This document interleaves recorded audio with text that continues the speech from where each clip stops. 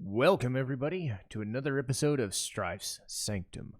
My name is Citizen Strife, and this week we're going to talk about a different type of anime. Last time we did very subtle, very kind of happy and mischievous, with a little bit of whimsy and all sorts of things. This is not one of those shows. Death Parade is not what I would call dark or disturbing or gory or something like that. It's more introspective and just not even depressing is the word, though it does tend to get there. It questions a lot of things that I know for me personally I don't like thinking about. I'm not someone who likes to think about, say, dying in general. I'm not really happy about that kind of subject, and that maybe some people don't mind it as much as I do. But thinking about where we go after we pass away is not something I'm really all that interested in myself. So seeing an anime tackle it in such a way, and in such a flashy way, but also going about it with a sense of just anger towards the human condition, because this show is meant to judge people. It's meant to test people's characters, and I'll go over a lot of those rules because a lot of the show is based on the rules they set forth in these kinds of things. To set it up, this was a show about 7 or 8 years ago.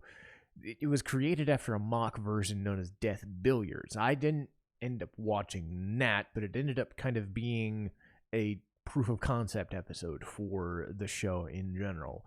And the things that I remember most about the show, before rewatching it earlier this year, it is the OP. Flyers by Bradio. Totally against type. Very high energy, very high octane saxophone and big band kind of jaunt and shit. The video is just patently ridiculous with terrible CG and the guys who sing it just doing stupid shit in a casino. That is not what the show is. But it is still one of the best OPs on the planet because it totally goes against what the show is trying to do. So you may have heard Death Parade because that song is fucking amazing. So if nothing else, check that out. It's Flyers by Bradio. And as far as the show itself, it works in a very slow, methodical manner. I've said before about certain animes focusing on faces and physical, like the physical impact of what faces and body language and all of the things could do. This is another one that does that. Mostly panic or frustration or anger or guilt. All of those things end up coming front and center because that is what you're faced with. And it boils down to a very small set of characters when I'm thinking about it. Some of these games or some of these casts, I can rattle on names and faces and all these things. But the show is really structured around 3 people at most. And really 2. But they do delve into some other characters here and there, but it's really about the guests in the quindecim. Because when 2 guests head into quindecim, they are already dead, and they don't know it. So the rules, as in place, are their souls are inhabiting these bodies that look like them, but are really dolls, that the quindecim uses as kind of like, what do they call them? Shells. So they're not physically there. Their souls, however, are. Their attempt is to judge these people through a set of like card games, air hockey, a fucking arcade game, a beat 'em up game, all sorts of weird things. There's this like darts game where you throw a dart and you actually cause physical pain to the part of the body you actually hit. So it makes it harder and harder, but it also forces them to do damage. There's a Twister game where all of the buttons on the pads lead to different weird functions and shit, and the arbiters can fuck around with them and do weird things. The arbiters themselves, they are the judges. They are the people tasked with figuring out if a person deserves to go to heaven or hell, and in this case, in this show, reincarnation or the void. Their interpretation of reincarnation is never made absolutely clear, though they say you can inhabit a person that is not you. So kind of think the Wonder Woman 1984 kind of thing, where it's the same dude but in a different body sort of idea. Though they don't go like nitty gritty and weird with it like the movie did. The void is a weird black space. So it's not hell, it's just a weird black nothing. So that's as much as we get. But the way you know what happens is once you are off the elevator and once you've been through this game and once you've decided what you're going to do, there's these two little insignias. One, there's almost like a yin-yang kind of Japanese symbol, a smiling figure, and then there's one with devil horns on it. And in almost every case, you are shown where to go. But the show is smart in the sense that not every time do they just flat out tell you. And sometimes the arbiters will make mistakes. Sometimes the arbiter will say something, but then his other confidant will just go, no, you were wrong. This is not right. And this is absolutely wrong. So again, who are these arbiters? How are they given this opportunity? What is their purpose? Well, the main arbiter is known as Deckham, voiced by Alex Organ, who was Lloyd Forger in Spy X Family. So he is very stone-faced, stoic, doesn't really show emotion. Arbiters are not supposed to show emotion. The idea is he's newly recruited, 5 or 6 years or so, give or take, because these arbiters are practically immortal beings, but they are tasked only to do this job. They shouldn't question it. They shouldn't think on it. They shouldn't do it. But Deckham's doing his thing, and he's running this bar and running these games. He happens upon this girl known as Chiyuki, the woman in black, voiced by Jamie Marchi. And she kind of acts as a foil. Her story is that she was judged once, but was not given an actual sentence. And was kind of stuck in that limbo in the Quindecum. Deckham needs to do the thing, but refuses to do it for whatever reason. That's kind of the main hook of the final episode or so, is there's this mystery surrounding who Chiyuki is and why she hasn't been judged, and what Deckham intends to do. However, he's pressured by his boss, who's voiced by Jad Saxton. Her name's Nona. Jad Saxton was in stuff like Gangsta and whatnot. Nona has more experience, and she is kind of like the lead arbiter. Though there's another one known as Oculus who's kind of pressuring her into making decisions and doing a certain thing this way. There's also another arbiter known as Ginty, voiced by Robert McCollum. He was in Psychopaths and Gangsta as well. So Ginty's just this big, annoyed, doesn't want to fucking deal with a thing, doesn't care. He just kind of goes with motion. You'll have him do a game here and there, and he gives no fucks.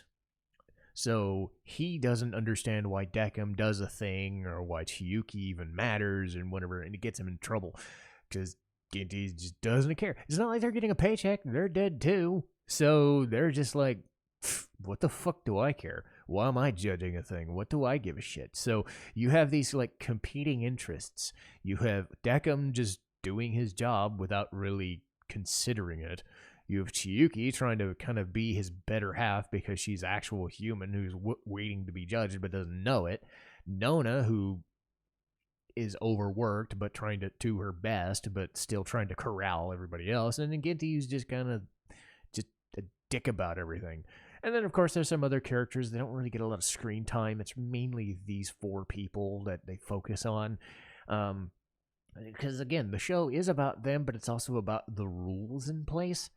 And the arbiters aren't supposed to rig a game too much. However, there are times where they're allowed to, like, throw a ball into a different spot, or flick a thing and it goes in a different direction, change the wind of a whatever, you know. The idea is they are seeing what these two people that are competing against each other, who their real characters are, whether they were caught in a traffic accident, whether they both died in different circumstances. Sometimes they didn't die together. They just died in separate circumstances. A lady reporter gets choked to death or something, you know, but then another person, you know, falls off a cliff somewhere, you know, whatever way they died, they are judged and then either sent back to a different body or sent into the void. And a lot of that has to do with how they interact as both people, which we have fragments of their memories that are shown as we go, that the arbiters know, but then we also have to see their true character from the way the games are presented. So competition breeds contempt in most cases, and these competitions will show people to be absolute assholes, or just wanting to win, or realizing that, oh shit, my life is actually on the line, you know, because they're never told. They just kind of realize after the fact that, oh shit, I'm already dead. What am I doing here? So this weird human condition, and one of the later episodes really struck me as the thing, because I liked the show before. I ended up liking it more than when I rewatched it, because this boy ends up dealing with this older individual, and it turns out that they interacted before or have a shared interest. I don't want to get into the details, but let's just say the boy and the man go about a certain situation a totally different way. They both get in trouble. And it really comes to pass, and then Decim just kind of observes while Chiyuki's trying to, you know, play the better half of the two. And the interaction of this two-part episode is the thing that really struck me. Not even the episodes where they talk about Chiyuki themselves, which is also really fucking good. I thought what really struck me was the episode with the boy and the you know, the not father figure, but the older dude. What they talk about and what they get into is some of the darker and more seedier aspects of this whole dying and being judged business. What I do enjoy, again, are the visuals, the opening and the ending, because the ending theme does a total 180 and is actually more fitting in line with the show than Radio or Flyers is. Because rather than being uppity and jumpy and shit, it is a just heavy, depressing, you know, rock song for the minute or minute and a half, and it's like, wow, shit, this is full of like discarded dolls and, you know, heads and severed limbs and shit, and it's like, ew. You know, now it's like, oh, okay, yeah, shit got serious, and it really does kind of end episodes on a high note, even if they weren't already. What I will say is, what I love is the show's aesthetic. Is the game visuals are up in your face and really cool. The character designs are very muted. They don't have a lot of features to them. Their faces don't have a lot of like life to them. So it's a nice little contrast to all the visuals, like the fancy lights and sounds of the games going on, and all of the, you know, gory details of how and when these people passed away in this fancy ass bar. It's a fancy ass nightclub, which is cool. You know, it's very subtle. The visuals are subtle, is the best way I would describe it. Which, again, flies in the face of that opening theme. You're expecting this really in-your-face sort of thing, and it's just, no. the show reels you in with suspense, and some people are not into the rules of the arbiters and like all the ins and outs. Like, you see the first episode and you do that thing, and then they go about retelling the episode from Nona's perspective so that you understand why the game is played the way it's played, so you understand the rules.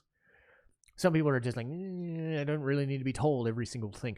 I don't mind that so much, because it's sort of like, that mystery novel is like, once you know the mystery, it's not as fun anymore. This isn't supposed to be a mystery in that sense. It's not supposed to be a horror show, so I don't mind it so much, especially when it's such an arcade. It's such a dense concept as trying to judge life and death, and the fact that these arbiters can and will bend the rules to get their desired result. Not to get the desired result they're looking for, but to get something out of the players they're looking for because they think something's going to happen. So you can think, are they cheating the system? Are they actually fucking with the system a little bit? Rather than Deckham, who in all accounts shouldn't be that kind of person, who's trying to be, a stand-up guy in most cases, but just very cold and detached from it all. So I like the idea that they go into all these rules that they talk about, because it gives weight to all the things they do. What I don't think they do a good enough job of is when they try to do the arbiters as characters and like villains. Like, Ginty is a villain in the sense that he's an abrasive prick, but he's not actively trying to do a thing. But there's a later episode where you're supposed to sort of have a villain or supposed to have a thing, but it doesn't really go anywhere. And you don't really get the sense that they had enough. Like, if they had an episode or two building up to it, or if they had something that was going on that would lead to something, it would make more sense. The end result kind of feels preordained. Like, you knew the ending was going to be the ending regardless. It's a good ending, but it still feels kind of there, so to speak. So I don't think the show sticks the landing perfectly, but I also don't think it's so bad that it really detracts from it. But again, it doesn't feel earned in a way, because this show isn't supposed to have a villain, so to speak, and it felt like kind of a shoehorned kind of thing if you watch the first 10 episodes, and then all of a sudden, okay, this guy's being a bit of a dick, and it doesn't really go anywhere. So the show relies on its gimmick, but then it tries to weave in this narrative about arbiters and humanity and all this other shit, or are they human, or are they dolls, or are they whatever, it doesn't really connect the way it should. But the fact that they go into such detail about the arbiters and Chiyuki and the rules that are good, it is very hefty stuff, because talking about death and what it does to people, the death games themselves and the effects that those different types of games have on different people, some of the reactions that these people have when they find out that they're actually dead, what they do to their opponents to try and win, thinking that winning was winning is the thing they have to do, even though really it's not about competing, it's about competing against yourself and your better nature. These people will do some crazy ass things to try and figure out, how am I going to beat this person on the other side? Because that's the human condition, is we are competitive people, against our better judgment sometimes. And as I said before, the opening and ending themes give you a nice little counterbalance. The show Flyers is just up in your face and all happy and big band and just makes no goddamn sense, because it shouldn't. And the opening is just like all happy and they're, getting drunk, or they're jumping around and having fun. And then the ending is Last Theater, and it's just like, no, no, you know what you saw. This is not a happy moment. Fuck no. And then there's a I think it's episode 11. I don't think it's episode 12 or 13. I forget if it was 12 or 13 episodes, but basically not the last episode, but the episode before it, when they're starting to talk about Chiyuki. They have an episode or they have one of those like 5-minute monologues or montages where they show you like who she is and what she does. The music that they do, the visuals that they do for that scene feel so well done because it feels like they finally earned it. They didn't just like tell you episode 1 what her deal was. They let you understand who she is as a character and then focused in on what she is to give you the biggest emotional impact. And they gave you time. They gave you enough time to process like what she went through and why she's even in the Quindecum in the first place. That was an amazing scene too. So between the scene with the dude and the kid, like 2 or 3 episodes earlier, and then the Chiyuki scene near the end, and people who have seen this probably know which one I'm talking about. Those are scenes that just stuck with me. That, I mean, I knew going in when I rewatched it what the show was and what I saw. I forgot how good it was because I knew I liked this show and I knew I loved it, but I didn't know how much I loved it. And again, it doesn't have everything. It doesn't stick the landing as much as I would hope it would. But again, there's only so much you can do with the concept before you start making weird decisions. Do I want another one? I would. But I also kind of don't. Because I don't know if this setup requires 24 episodes. And I think they were smart in only letting it linger for 12 or 13 at the time. Because there are shows that you need more story to tell, and I do think if you were going to go down the villain path or an antagonist route, you did need another episode or 2, or you could have spent a little bit less time on the death games and more time focusing on the villains, but this wasn't that type of show. You could have also spent less time talking about the rules, but I also think those help you understand which one. You can internalize things. I'm a visual learner. I like things told to me, so that I don't have to like pick apart and look through things with a fine-tooth comb to get oh, that's what it was. You know, I'm not that type of guy, and I've never been that type of guy. I need something to tell me with its words or with its visuals what they're trying to get across. You know, sometimes there are subtle little things that people can pick up on that are great, and I think this is a good balance of the two. The rules are in place for a reason, because then each game would go by and you're like, what are the reasonings between this person and this person, you know, because it is a tough thing to decide, the fates of people. And if nothing else, Death Parade was focusing on the fates of people and what those decisions are at the absolute last chance that they get to make a good impression. So are their good impressions good enough to keep them alive in a different form, or are they doomed because of it? That is what the show is trying to do, and I think it succeeds quite a bit. It was one of the most popular shows back when it was released, and I still think it has its place. Rewatching it, I wholeheartedly recommend this. I would have recommended it had I not seen it again, but seeing it again, like in the last couple of months, I can definitely say, fucking watch it. You know, this is up there with some of the best stuff I've ever seen. And I was already in that camp to begin with, but that should show you how much I liked it more. But that'll do it for me today. Let's load up our